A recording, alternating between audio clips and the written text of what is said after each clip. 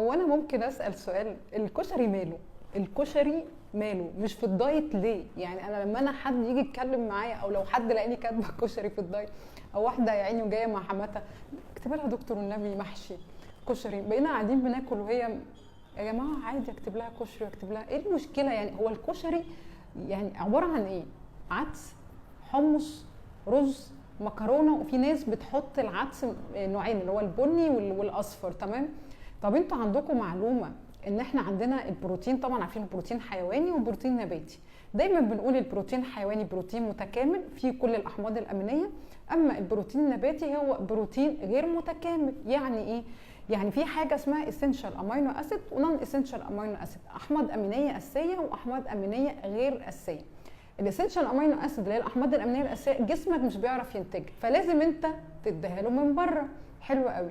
النباتي بقى غير متكامل، يعني ما يبقاش فيه كل الاحماض دي.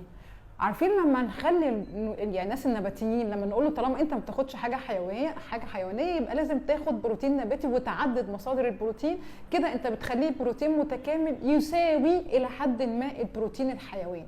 فالكشري اصلا فيه كذا مصدر من البروتين النباتي، فلما بنجمعهم مع بعض سبحان الله بيبقى بروتين متكامل. طبق الغلابه، طبق الغلابه، طبق الكشري بروتين متكامل. بس فهمتوا الفكره؟ القصه بما فيها ان ده فيه بقوليات وفيه طبعا نشويات، هيخش من ضمن الحصص بتاعتنا.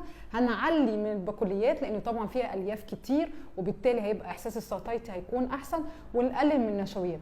طبعا يفضل ساعتها يبقى الرز بسمتي ويكون المكرونه شوفان، ونبعد عن الدقيق الابيض. ما عرفناش يبقى هنقلل الرز والمكرونه، وبنعلي في العدس والحمص والبقوليات دي كلها. وفي نفس الوقت سواء ده او ده بيديك حصه 15 جرام كارب، وده بيديك حصه 15 جرام كارب، فتدخل الاثنين من ضمن حصص النشويات بتاعتك، وبالهنا والشفا.